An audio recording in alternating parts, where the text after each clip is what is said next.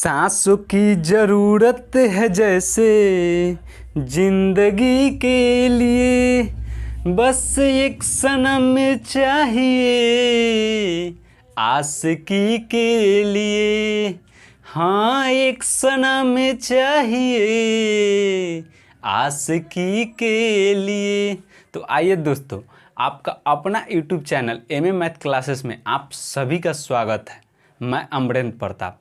तो बात न करते हुए मैं डायरेक्ट चलता हूँ सवाल की तरफ। तो मेरा फर्स्ट सवाल कह रहा है कि दो संख्याएं क्रमशः तीसरी संख्या से 30% और 37% कम है। तो मान के चलिए कि एक संख्या, दो संख्या, तीन संख्या, दो संख्या क्रमशः तीसरी संख्या से 30% और 37% कम है। तो मान के चलिए हम तीसरी संख्या मान लिए 100%, तो दो संख्या क्रमशः तीसरी संख्या से 30% और 37% कम है। मतलब फर्स्ट संख्या 30% कम है यानी 70, और सेकंड संख्या 37% कम है तीसरी संख्या से यानी 63। यह मेरा यहाँ तक क्लियर हो गया। वह प्रतिशत जिसके अनुसार दूसरी संख्या पहली की तुलना में कम है, वह प्रतिशत जिसके अनुसार दूसरी संख्या पहले की तुलना में कम है, मतलब पहले से तुलना कर रहा है। तो इसका मतलब है कि पहले बाटा में नीचा जाएगा, और पहले से कितना यह कम है। तो पहले से यह 70 है, यह 70% 63 पे यानी 7% कम है। वो भी किसके? तो पहले के तुलना में यानी 70 गुना में 100। इसी को कैलकुलेशन करेंगे, 0 से 0, 7 से 7 यानी 10%। मेरा आंसर आ गया, मेरा फर्स्ट आंसर हो गया। तो कोई टॉप सवाल नहीं है, सिर्फ पढ़ना है एक लाइन और उस चीज़ को लिखना है, फिर आगे पढ़ना है, फिर लिखना है। देखिए सवाल आसानी से बन जाएगा, और नहीं तो यह सवाल टॉप हो जाएगा। फिर हम समझाते हैं कि दो संख्या क्रमशः तीसरी संख्या से 30% और 37% कम है, यानी 30% 70 और 37% यानी 63। ठीक, वह प्रतिशत जिसके अनुसार दूसरी संख्या पहले की तुलना में कितना कम है। तो दूसरी संख्या पहले की तुलना में कितना कम है, यानी 7/70 100 यानी काटने के बाद 10%। इसी के साथ मैं अगले सवाल की तरफ चलता हूँ।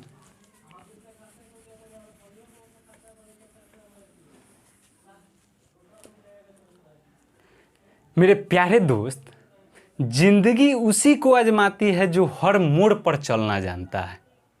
कुछ पाकर तो हर कोई मुस्कुराता है। मेरे प्यारे साथी, कुछ पाकर तो हर कोई मुस्कुराता है, लेकिन ज़िंदगी उसी का है जो कुछ खोकर भी मुस्कुराना जानता है।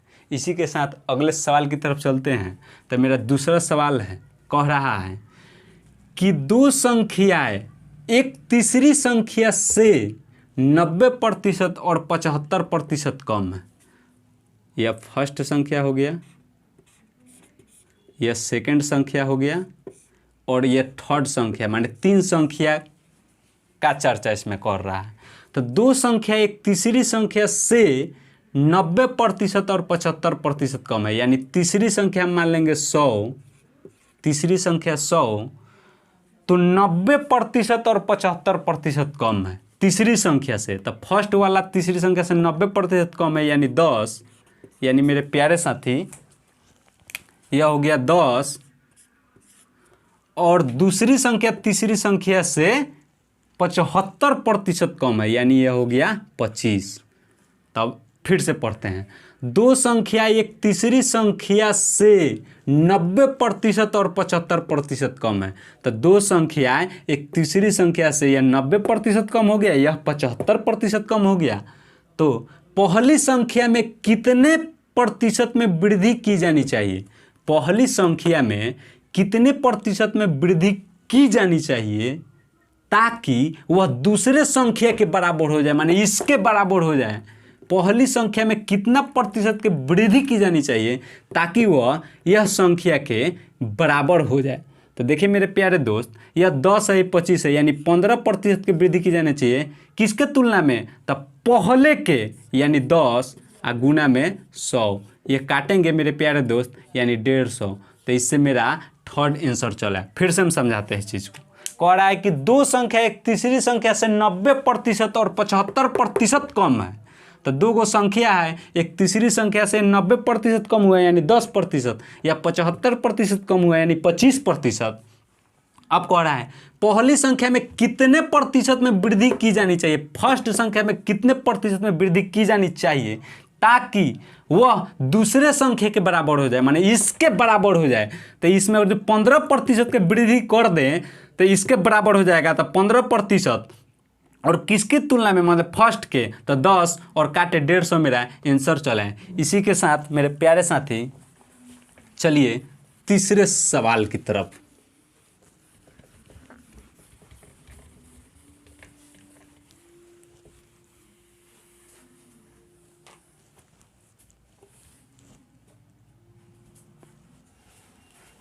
तो मेरे प्यारे साथी तीसरा सवाल कह रहा है कि यदि ए की आय बी की आय का 40% है, यानी ए का बात कह रहा है और बी का बात कह रहा है कि यदि ए की आय बी की आय का 40%, यानी जितना बी का आय है ना होगा ना उसका 40% ए की आय होगा फर्स्ट लाइन से, और बी की आय सी की आय से 24% अधिक है। तो सी का भी बात कह रहा है कि बी का आय सी की आय से 24% अधिक है, यानी हम मान लेंगे कि सी का आय 100% है तो बी का आय 24% अधिक है, क्वेश्चन से कह रहा है, तो हो जाएगा ये 124%। और ए की आय कह रहा है क्वेश्चन से बी की आय का 40% है, यानी बी की आय है 124, इसका 40% हम निकाल लेंगे तो ए का आय हो जाएगा। तो देखिए मेरे प्यारे साथी, यह 2 मरते में 20 के पहाड़ा में, या 5 मरते में, यानी यह हो गया गुना किए तो 8 4 2 यानी 5, इसमें हम भाग देंगे तो 5 का 20, 4 बचा 48, 9 पचे 45, 3 बचा दशमलव 30 हो गया 6, यानी 49.6 मेरा ए की आय हो गया। यह क्वेश्चन से कह रहा है कि यदि ए की आय बी की आय का 40% है तो ए की आय बी की आय का 40%, यानी 124 का 40% 49.6 हुआ। अब फिर क्वेश्चन कर रहा है कि बी की आय सी की आय से 24% अधिक है, तो यहाँ बी की जो आय है सी की आय से 24% अधिक है। अब आइए दूसरे लाइन की तरफ। तो सी की आय ए की आय से, सी की आय ए की आय से कितना प्रतिशत अधिक है, सी की आय ए की आय से कितना प्रतिशत अधिक है, तो यह 49.6, यह 100, यानी 50.4 अधिक है। कितना से, ए की आय से, तो ए की आय हम नीचे लिखेंगे 49.6 और गुना में 100, इसी को हम कैलकुलेशन कर देंगे और मेरा आंसर चला आएगा। तो देखिए मेरे प्यारे साथी, इस दशमलव को हटाने के लिए इसमें ऊपर भी 1 अंक के बाद दशमलव है, नीचे भी 1 अंक के बाद दशमलव है, यानी यह दोनों कट गया। ये कैसे, तब इसको हटाने के लिए यहाँ 10 डालते, मान के चलिए कि इसको हटाने के लिए यहाँ 10 डालते, इसको हटाने के लिए यहाँ 10 डालते, तो ये दोनों कट जाता है, यानी यह दोनों कट गया एक दूसरे से। तो आइए अब ऊपर बच गया 504 और नीचे बच गया 496 गुना में 100, तो इसको हम गुना कर लिए तो हो गया मेरा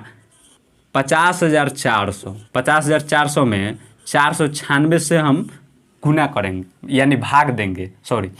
तो देखिए मेरे प्यारे साथी, अब हम ऑप्शन देखेंगे, नहीं तो कैलकुलेशन करने में हमको लग जाएगा 10-15 सेकेंड। ऑप्शन से देखेंगे कि क्या करेंगे कि मेरा ऑप्शन से, देखिए अब मान के चलिए कि 504 में हम 496 से भाग देंगे तो एक मरते में तो यहाँ तो 7 है तो कभी नहीं हो सकता है आंसर, यहाँ 5 है कभी नहीं हो सकता है आंसर, या तो एक इसमें है एक, या तो ए आंसर होगा नहीं तो डी आंसर होगा। तो आइए मेरे प्यारे दोस्त, तो 504 में 496 से भाग दिए तो बच गया मेरा शेष 4, तो 504 8 बच गया। अब है मेरे प्यारे दोस्त डबल जीरो, तो एक जीरो उतारने के लिए कुछ नहीं करना पड़ता है तो वो 80 हो गया, लेकिन अब डबल जीरो उतारे तो यानी एक जीरो हमको इसमें देना पड़ेगा, यानी मेरे प्यारे दोस्त इसमें भी जीरो है इसमें भी जीरो है, तो ये कितना हो गया, तो 800 हो गया।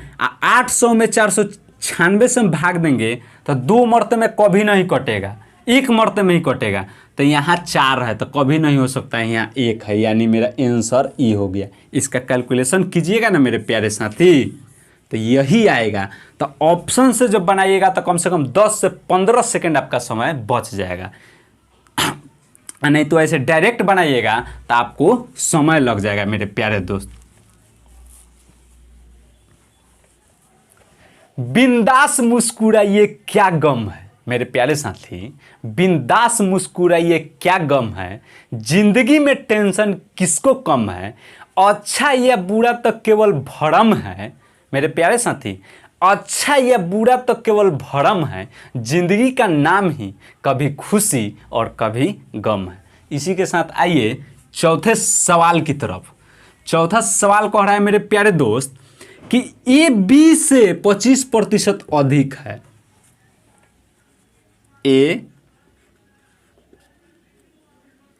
ये देखिए, ये अनुपात रेशियो पर देखिए कितना ये जल्दी सवाल बनेगा।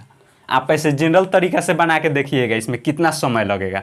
आइए मेरे प्यारे साथी, इसी प्रकार का सवाल आता है एग्जाम में। तो कह रहा है फर्स्ट में कि ए बी से 25% अधिक है। तो हम फर्स्ट वीडियो में बता चुके हैं कि 25% का भिन्न होता है 1/4।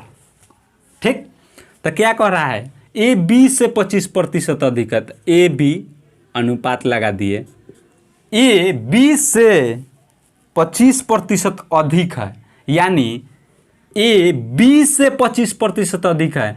तो यह अपने आप में 100% है, यह अपने आप में 25% है। तो क्वेश्चन में कह रहा है कि ए बी से 25% अधिक है। तो ये दोनों जोड़ देंगे तो हो जाएगा 125। तब 5 रेशियो 4, यानी ये 4 अपने आप में 100% है और ए 25% अधिक है, यानी ये दोनों ऐड हो गया तो ये हो गया 5। इस बात को आप समझ गए होंगे, मैं उम्मीद करता हूँ। नहीं तो मेरा फर्स्ट वीडियो और सेकंड वीडियो आप जरूर देखिए एक बार, 100 में 100% समझ में आएगा। दूसरा लाइन कर, और बी सी से 40% कम है। बी सी से 40% कम है। तो हमने फर्स्ट वीडियो में बता चुका हूँ कि 20% का भिन्न होता है 1/5, तो 40%, यानी 2 में इससे गुना करेंगे तो 2 में इससे, तो 40% का हो गया भिन्न 2/5। सवाल से क्या कह रहा है, और बी सी से 40% कम है। बी सी से 40% कम है, यानी यह अपने आप में 100% है, यह अपने आप में 40% है। तो बी सी से 40% कम है, यानी मेरे प्यारे दोस्त बी सी से 40% कम है। तो यानी सी हो गया मेरा 100%, तो इससे सी से 40% कम है, यानी मेरे प्यारे दोस्त यह हो गया 3, 2 घट गया। इसी के साथ अगले जो सवाल कह रहा है उसके तरफ चलते हैं। अब कह रहा है मेरे प्यारे साथी, यहाँ ए है, अब कह रहा है सी डी से 30% अधिक है। सी डी से 30% अधिक है, माने सी जो है डी से 30% अधिक है। तो 30% का भिन्न होता है 3/10। हमने फर्स्ट वीडियो में बता चुका हूँ इस चीज़ को। तो अब कह रहा है कि सी डी से 30% अधिक है, डी से 30% अधिक है, यानी यह है 100% और यह है 30%। तो सी डी से 30% अधिक है, तो डी मान के चलिए 10 हुआ 100%, और सी डी से 30% अधिक है, यानी ये हो गया 13। तो यहाँ तक समझ लिए, कोई दिक्कत नहीं। अब देखिए मेरे प्यारे साथी, फिर से हम एक बार रिपीट करते हैं। कह रहा है सवाल में कि ए बी से 25% अधिक है। तो ए बी से 25% अधिक है, या 100 है या 125 है, 25% अधिक हो गया। और बी सी से 40% कम है। बी जो है सी से 40%, यानी ये 100 है, यह 40% कम है, तो यह 3 हुआ, ये 5 हुआ। फिर यदि सी डी से 30% अधिक है, सी डी से 30% अधिक है, तो 30% का भिन्न होता है 3/10, तो यह हुआ डी 100 या 30% अधिक है, यानी 13। ठीक, तब क्या कह रहा है, तो ए डी से कितना कम है, ए डी से, ए और डी चाहिए इसमें से ये जो हमने ये जो इतना मेहनत किया इसमें से ए और डी मेरा निकल जाएगा तो मेरा आंसर आ जाएगा। तो देखिए मेरा प्यारे दोस्त कैसे लिख लेगा ए और डी, स्टैंडर्ड ये तरीका है, स्टैंडर्ड। नहीं तो ऐसे आप कैलकुलेशन एक बार इस सवाल को करके देखिएगा जनरल तरीके से कितना टॉप हो जाता है। तो आइए मेरे प्यारे साथी, तो हमको ए और डी चाहिए तो हम बी से बी काट देंगे, सी से सी काट देंगे तो यहाँ हो जाएगा ए रेशियो डी। अब देखिए मेरे प्यारे साथी इसमें भी जो कटने वाला होगा काट देंगे, 5 से 5 काट देंगे, ठीक। तो 33 39 और 10 चौके 40 आ गया। ए और डी का मान चला आया 39 40।